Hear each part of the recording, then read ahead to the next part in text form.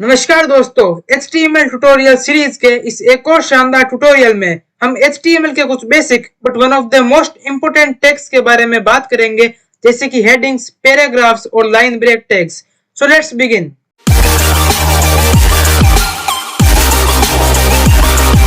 First of all हम इन tags के बारे में थ्योरेटिकली जान लेते हैं, उसके बाद हम प्रैक्टिकली इन टैग्स को हमारे वेब पेज में यूज करेंगे। सबसे पहले बात करते हैं हेडिंग टैग्स के बारे में। तो यार नाम से ही पता चल रहा है कि हेडिंग की बात हो रही है, और HTML में हम हेडिंग लिखने के लिए हेडिंग टैग्स का इस्तेमाल करते हैं, और HTML हमें हेडिंग H1 से H6 तक की रेंज में अवेलेबल करवाता है, जिसमें H1 सबसे बड़ी हेडिंग होती है और H6 सबसे छोटी।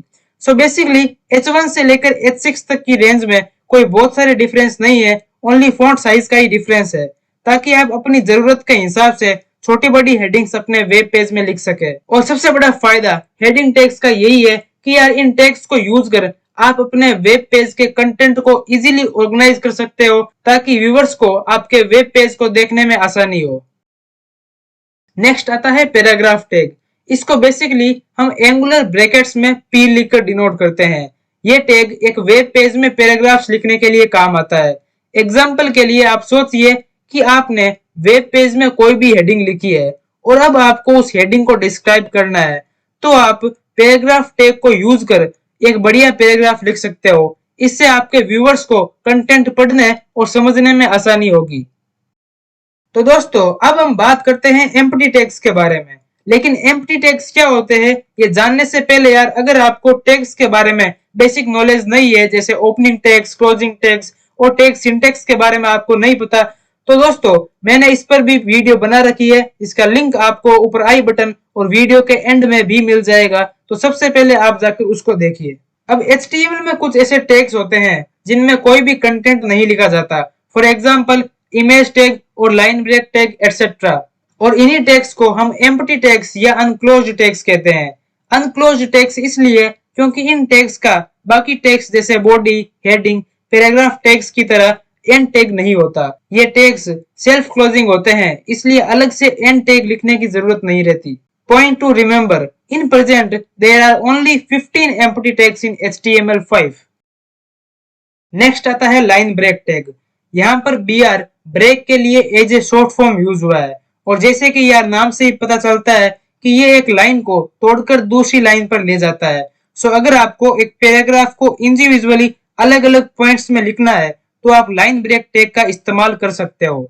सबसे बड़ा इसका फायदा यही है कि आजकल यार लोगों को लंबे चौड़े पैराग्राफ पढ़ने से ज्यादा छोटे छोटे पॉइंट्स पढ़ना पसंद करते हैं।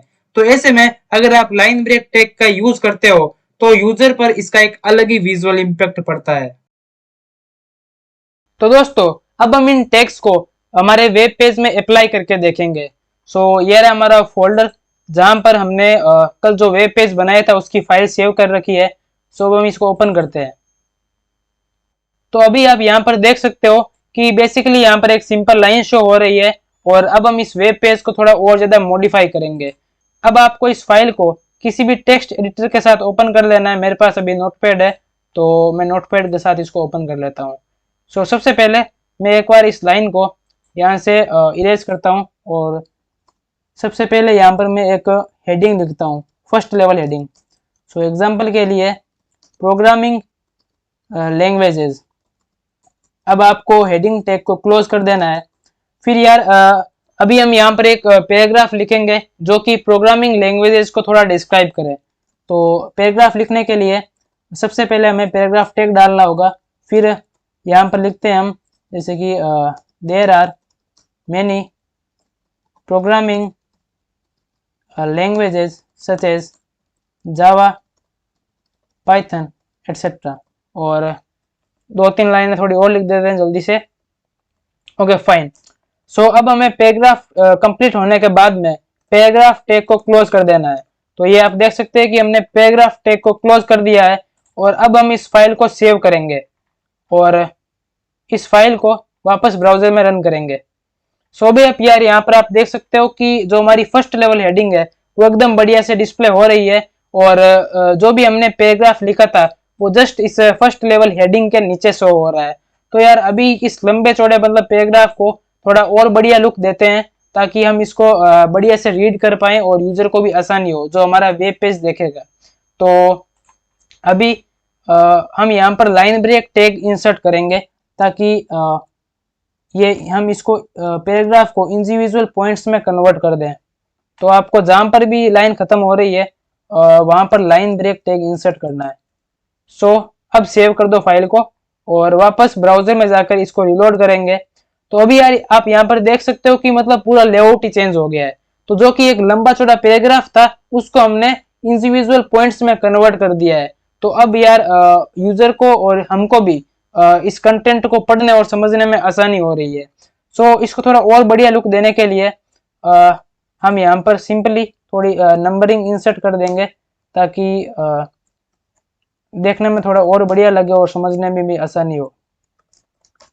अब इस फाइल को सेव कर देना है। ब्राउजर में इस फाइल को वापस रिलोड करते हैं। तो अभी यार यहाँ पर देख सकते हो कि हमारी जो नंबरिंग है वो भी एकदम शो हो रही है और अभी हमारा वेब पेज काफी ठीक लग रहा है पहले से। तो गाइज अभी आप देख सकते हैं कि कैसे हमने हेडिंग, पैराग्राफ्स और लाइन ब्रेक टैग को इस्तेमाल करते हुए एक सिंपल वेब पेज बना लिया। तो दोस्तों इस वीडियो में हमने heading, paragraph, line break tags के बारे में बात की। ये टैग्स मेनली आपके वेब पेज के कंटेंट को विजुअली बढ़िया बनाने में हेल्प करते हैं। और अगर आज आपने कुछ नया सीखा हो तो प्लीज इस वीडियो को लाइक करो और अपने दोस्तों के साथ शेयर करो।